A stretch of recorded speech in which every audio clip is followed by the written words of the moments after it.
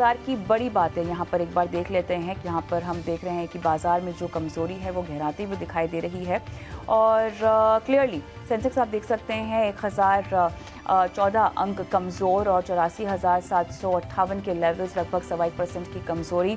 Nifty करीब 300 अंक कमज़ोर है और 25,900 के नीचे अब यहाँ पर कारोबार करता हुआ दिखाई दे रहा है 1% की कमज़ोरी के साथ। बैंक निफ्टी 750 अंकों से ज़्यादा की कमज़ोरी और 53,070 के लेवल्स और लगभग 1.5% कमज़ोरी के साथ कारोबार करता हुआ दिखाई दे रहा है। जहां हल्की बहुत खरीदारी हो रही है उसमें चुनिंदा एफएमसीजी काउंटर्स शामिल हैं। कोलगेट यहाँ पर ऊपर है और रियल एस्टेट की बात करें तो यहाँ पर कमोबेश हमें कमज़ोरी का एक माहौल दिखाई दे रहा है। फिनिक्स मिल्स यहाँ पर टूटा है। रेलवे शेयरों की बात करें तो यहाँ पर भी गिरावट है। राइट्स और तमाम काउंटर्स में हम 4% तक की कमज़ोरी के साथ कारोबार होता हुआ देख रहे हैं। एडवांस डिक्लाइन अगर आप देखें तो यहाँ पर 1018 एडवांसेस हैं और 1553 डिक्लाइंस दिखाई दे रहे हैं। तो ओवरऑल यहाँ पर बाजार में जो कमज़ोरी है उसमें अब फिलहाल JSW steel, Hindalco, LTI माइंट्री, NTPC, Tata steel, ONGC ऐसे कुछ काउंटर्स हैं जो फिलहाल खरीदारी या ग्रीन निशान के साथ दिखाई दे रहे हैं। और लूजर्स में जो बड़े नाम हैं उनमें हीरो मोटो लगभग 4.25% से ज़्यादा की कमज़ोरी के साथ कारोबार कर रहा है। आरआईएल लगभग 2.5% टूटता हुआ।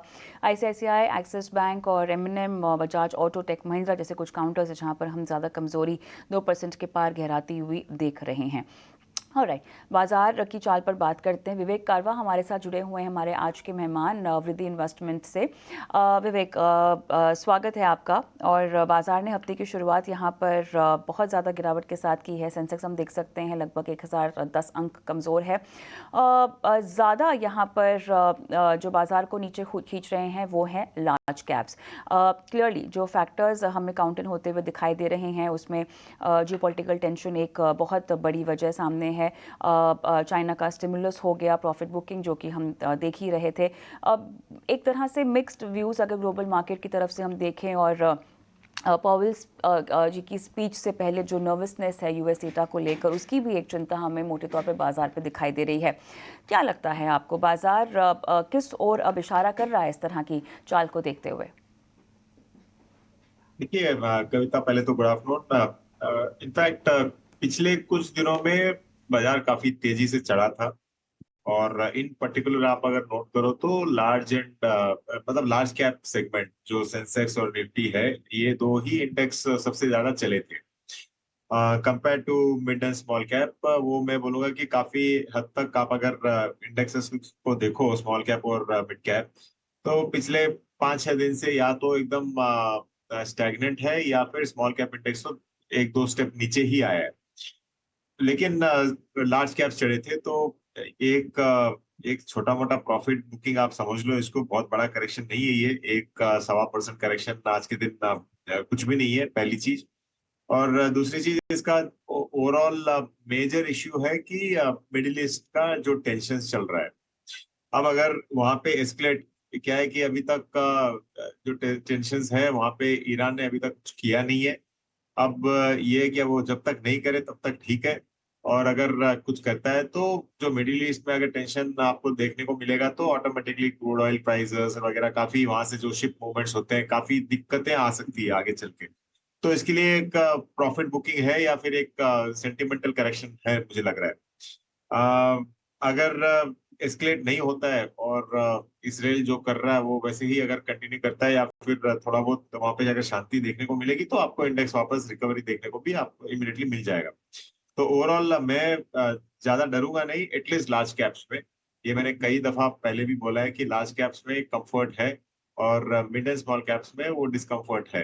तो जैसे मैंने कहा, स्मॉल कैप अगर इंडेक्स देख लो तो पिछले 4 दिन से हल्का हल्का, चाहे वो थोड़ा थोड़ा ही हो, 1.25% ही हो, लेकिन वो नीचे ही आ रहा है। लेकिन हाँ, लार्ज कैप इमीडिएटली आपको बाइंग इंटरेस्ट भी देखने को मिल जाएगा, जैसे ही हमको थोड़ा बहुत वहां पे शांति दिखे मिडिल ईस्ट में। यहाँ पर जिस तरह से फंड्स का जो यूटिलाइजेशन किया जाएगा क्यूआईपी के बाद, वो दरअसल डेट रिडक्शन उसे ख़त्म करने को लेकर कदम आगे बढ़ाए जाएंगे। और बाकी तमाम मुद्दों पर अगर हम रेवेन्यू और मार्जिन की बात करें तो आपको कितने इन लाइन केसी इंटरनेशनल की प्लानिंग मैनेजमेंट की कमेंट्री के तहत दिखाई देती है? देखिए, मैनेजमेंट तो पॉजिटिव ही साउंड किया था। और मुझे लगता है कि कोई मैनेजमेंट नेगेटिव साउंड नहीं करेगा। लेकिन आपको देखना होगा कि स्टॉक ने कैसा रनअप दिया है, किस सेक्टर में है, और आगे चल के ये सेक्टर आपको अच्छा खासा परफॉर्मेंस दिखा सकता है कि नहीं दिखा सकता है। तो रनअप अगर स्टॉक में देखो तो ऑलमोस्ट ऑल टाइम हाई पे ही चल रहा है। ये कोई दो राय नहीं है इसमें, मतलब मल्टी बैगर बना है स्टॉक। और जो ग्रुप है सच, ये पूरा ग्रुप ये डिसाइड करके रखा है कि हमको डेट फ्री होना है और वैल्यू क्रिएशन करना है। तो उसके कारण मुझे लगता है कि पूरा का पूरा ग्रुप, जितने भी स्टॉक्स है आरपीएसजी ग्रुप में, ये सारे के सारे आपको अच्छे करते हुए दिख रहे हैं और आगे चल के भी इनका फोकस बहुत अग्रेसिव है।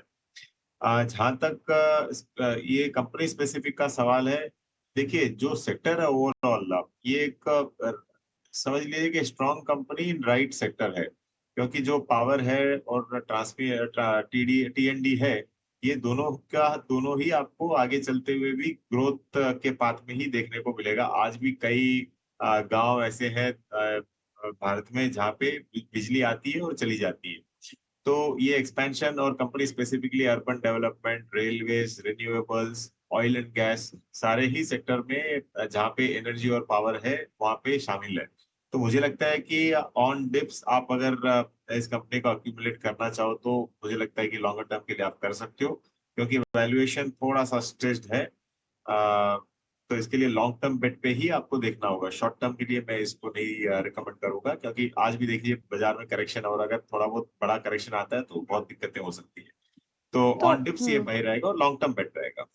चलिए, तो छोटी अवधि में उतार चढ़ाव और उससे बचने के लिए आपको सलाह दी जा रही है कि अगर आपको लंबी अवधि का कोई निवेश बनाना है तो उसके लिए केसी इंटरनेशनल को कंसिडर करने की सलाह दी जा रही है। हरी गिरावट है, लेकिन मेटल शेयर इस गिरावट में भी चमक रहे हैं, और क्या है वजह, इसको समझा रहे हैं हमारे सहयोगी विश्व मोहन। देखिए, लगातार 7वें दिन ये तेज़ी है। और अगर शेयरों की सबसे पहले अगर बात करें तो यहाँ पर हिंडाल्को, जेएसडब्ल्यू स्टील और वेदांता जैसे शेयर तो रिकॉर्ड ऊंचाई पर है। पहले हम बात कर लेते हैं कि 7 दिनों में इन शेयरों में कितनी तेज़ी आई है। तो टाटा स्टील देखिए 7 दिनों में 13% से ज़्यादा चल चुका है। वेदांता में करीब 14% की तेज़ी है, नए रिकॉर्ड हाई पे है। हिंडाल्को रिकॉर्ड ऊंचाई पर है, हफ्ते भर में 12% की तेज़ी आ चुकी है। इसके अलावा जेएसडब्ल्यू स्टील में 10%, नाल्को में 17% की तेज़ी आ चुकी है, और सेल में करीब 12% की तेज़ी हफ्ते भर में आ चुकी है। सबसे बड़ी वजह, चीन से राहत पैकेज के बाद लग रहा है कि वहाँ के प्रॉपर्टी मार्केट में रिवाइवल होगा। प्रॉपर्टी में जितने भी मेटल्स के इस्तेमाल होते हैं वहाँ पर दाम बढ़ रहे हैं। कॉपर देखिए सितंबर में 11% से ज़्यादा की तेज़ी आ चुकी है। हफ्ते भर में कॉपर के दाम एलएमई पे 5.5% और कॉमेक्स पर कॉपर के दाम 7.5% बढ़ चुके हैं। सबसे ज़्यादा तेज़ी जिंक में आई है।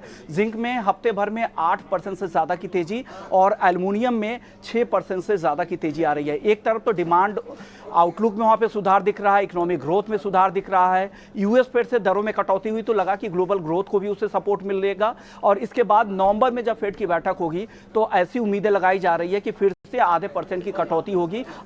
50% से ज़्यादा ट्रेडर्स मानते हैं कि फिर से आधे % की एग्रेसिव कटौती एक बार फिर से फेड की तरफ से हो सकती है। तो सारे ये फैक्टर ग्रोथ को सपोर्ट कर रहे हैं। इसके अलावा एक बड़ी वजह है सप्लाई की चिंता है। जिंक के कई सारे स्मेल्टर्स बंद हो रहे हैं, वहाँ पर सप्लाई को लेकर चिंता है। एल्मुना के सप्लाई की चिंता नॉर्वे से है, वहाँ के एक बड़े सप्लाई जोन से सप्लाई कम होने की संभावना है। कॉपर वेयर हाउसेस में थोड़े कम हो गए हैं क्योंकि डिमांड यहाँ पर लगातार बढ़ रही है। तो सारे फैक्टर्स मेटल्स को सपोर्ट कर रहे हैं, और उसका फायदा साफ तौर से मेटल कीमतों पर दिख रही है, और उसका असर मेटल शेयरों पर भी दिख रहा है। शुक्रिया विश्व मोहन तमाम डिटेल्स के लिए। और इसी के साथ कॉर्पोरेट कनेक्शन को हम यही समाप्त करते हैं। ब्रेक के बाद